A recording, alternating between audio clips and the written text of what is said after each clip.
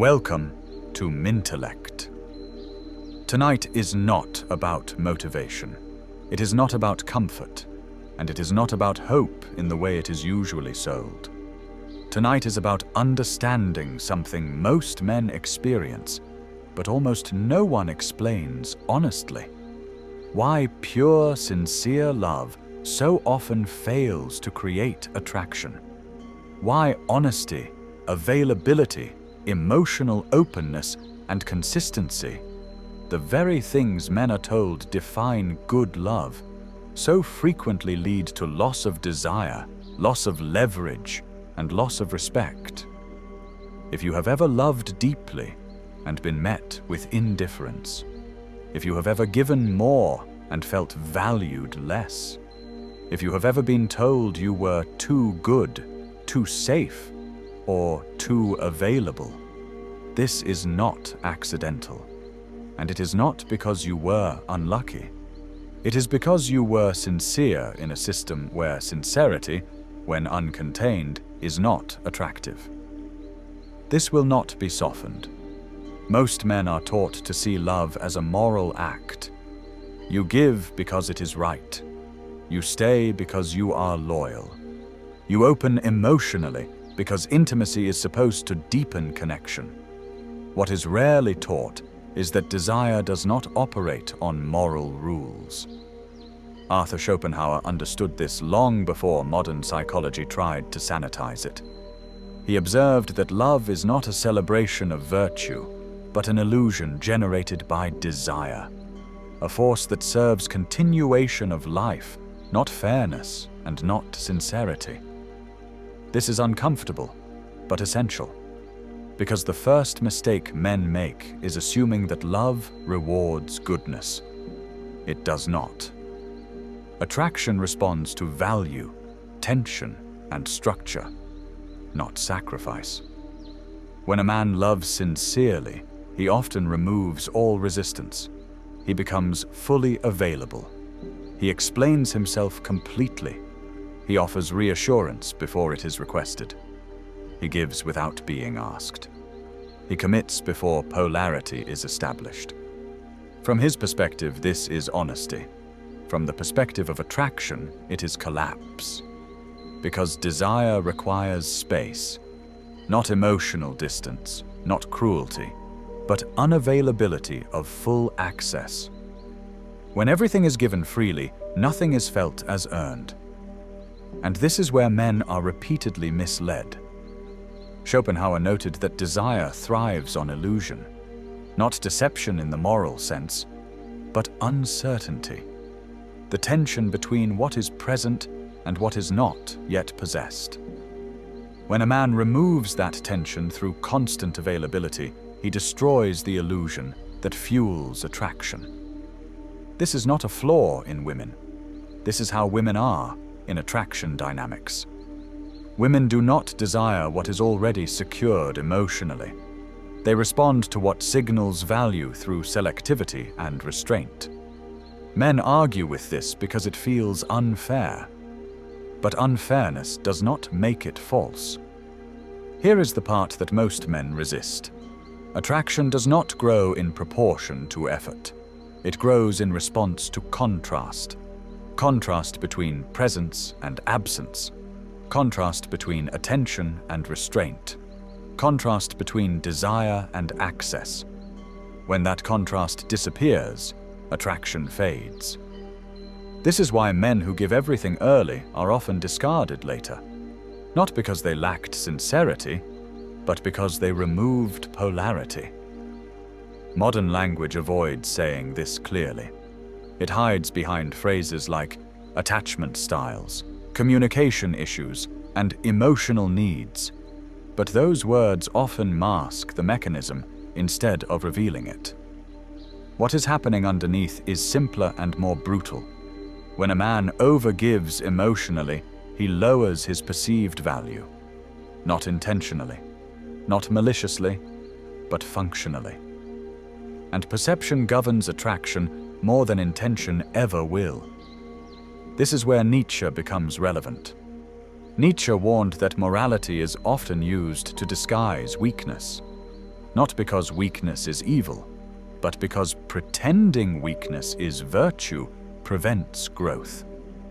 When men say, "I am just being loving," while ignoring the effects of their behavior, they are protecting an identity, not a relationship. Attraction does not care about identity. It responds to reality.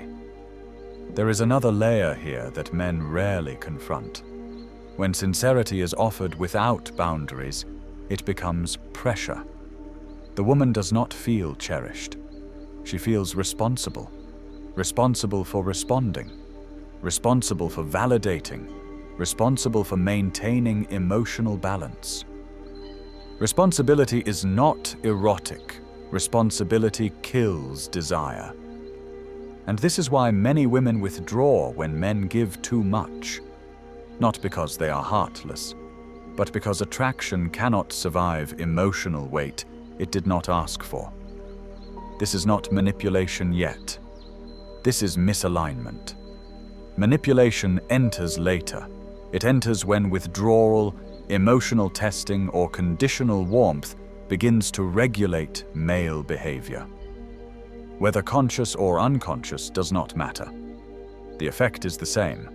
Men respond by explaining more, apologizing more, accommodating more, and the imbalance deepens.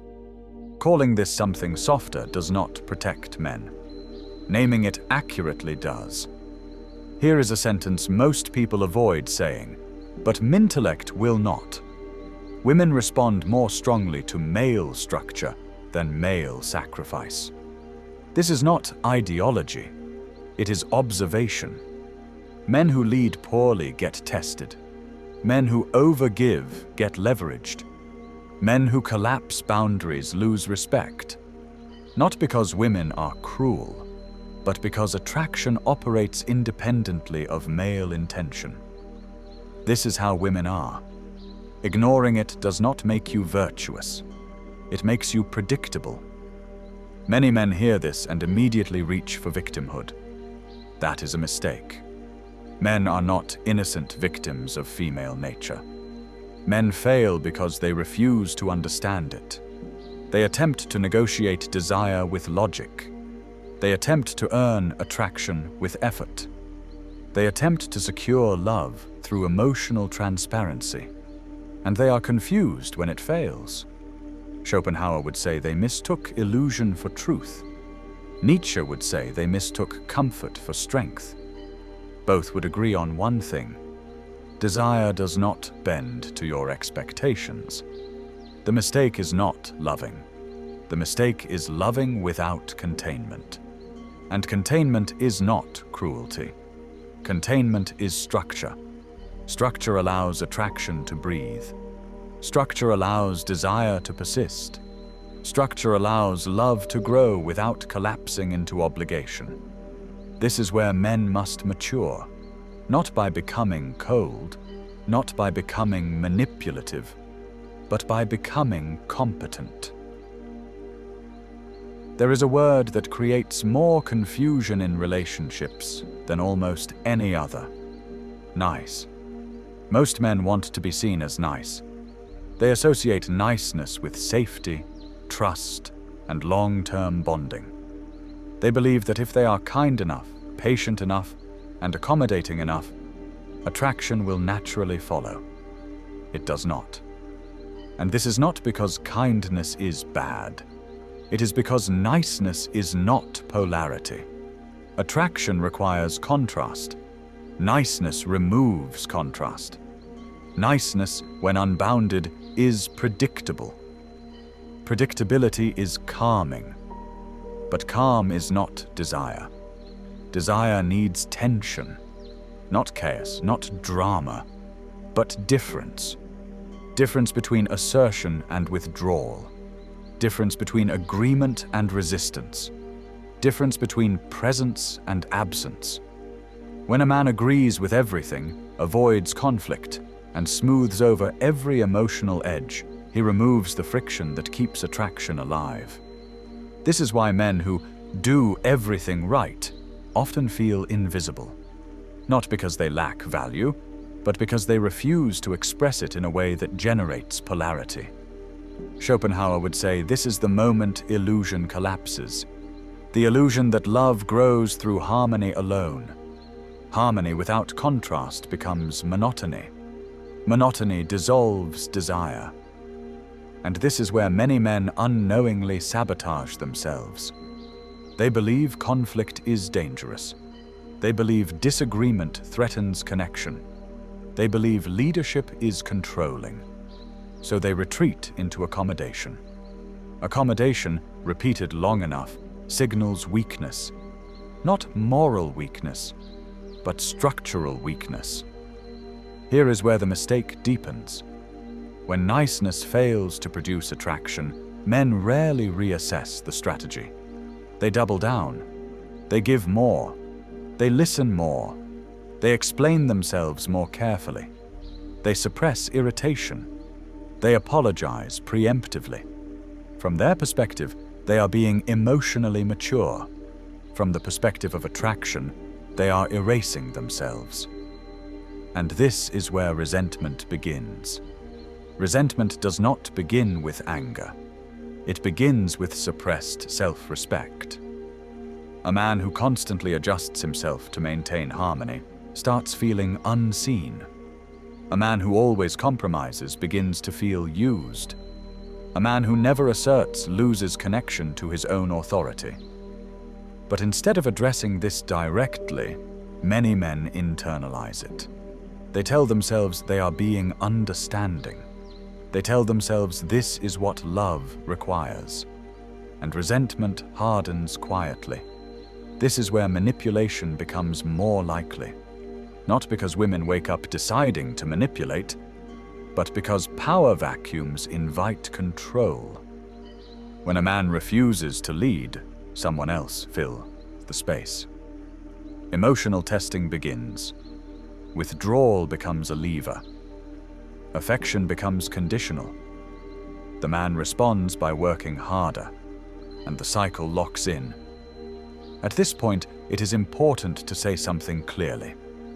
This is not accidental behavior.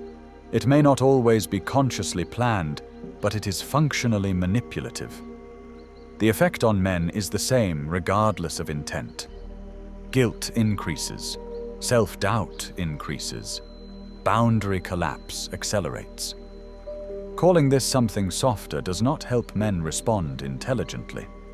Naming it allows men to stop reacting emotionally and start responding structurally. This is where Nietzsche's insight becomes unavoidable. Nietzsche warned that people often dress fear in virtue. Men dress fear of loss as understanding, fear of conflict as emotional intelligence, fear of abandonment as love. But virtue that destroys self-respect is not virtue. It is submission disguised as morality, and attraction does not respond to submission. At this stage, many men reach a false conclusion. They believe the solution is to become colder, detached, withholding, emotionally distant. This is another mistake. Coldness is not strength. Coldness is withdrawal without leadership. And women do not respond to cold men. They respond to contained men. Men who feel deeply but do not leak emotion uncontrollably. Men who care but do not beg for validation. Men who are present but not dependent. This difference matters. The problem is not sincerity. The problem is unregulated sincerity. Sincerity without pacing becomes pressure. Pressure erodes desire. Desire erodes faster than affection. This is why many relationships slide into emotional caretaking.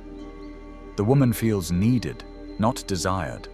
The man feels secure, not respected. And both feel unsatisfied. Here is where men must confront something uncomfortable. Love does not grow because you are good. Love grows because you are grounded. Grounded men do not chase emotional certainty. They allow space. They allow tension. They allow the other person to move toward them. They do not fill silence out of anxiety. They do not over-explain out of fear. They do not negotiate attraction. They let attraction respond. Many men believe this sounds manipulative. It is not. Manipulation is using tactics to control outcomes. Structure is refusing to collapse yourself to manage emotions. There is a difference. One is dishonest. The other is mature. And maturity is deeply attractive. This is where leadership enters the picture. Not leadership as dominance, not control, not authority imposed, leadership as emotional containment. A leader does not outsource stability. A leader does not need constant reassurance. A leader sets the tone through presence, not performance. This is why men who lead well experience less testing. Not because women stop testing, but because tests lose leverage against structure. This is how women are, and this is how men must respond. Some men object here. They say this feels unfair. They say women should meet them halfway. They say love should not require this level of awareness. That objection is understandable. But reality does not negotiate. Relationships function whether or not we approve of the rules. Understanding the rules does not make you cynical. It makes you effective. Here is the deeper truth many men avoid. If you want a stable, respectful, passionate relationship, someone must hold the frame. If the man does not, the relationship drifts. If the relationship drifts, attraction destabilizes. If attraction destabilizes, manipulation fills the gap. Men who understand this do not become harsh. They become calm. Calm men do not argue with emotions. They allow emotions to pass through structure. This is leadership. If this made you uncomfortable, it means something familiar was named clearly. It is about seeing patterns as they are, not as we wish them to be. When people misunderstand relationships, confusion follows. When people understand them, stability follows. You do not need to agree with everything you heard. But if you recognize these dynamics in your own life, ignoring them will not protect you from them. This is Mintelect, intelligence simplified. If this helped you see something more clearly, subscribe for more clarity. If you disagree, say so in the comments. Thoughtful disagreement is welcome. We will continue this conversation in the next video.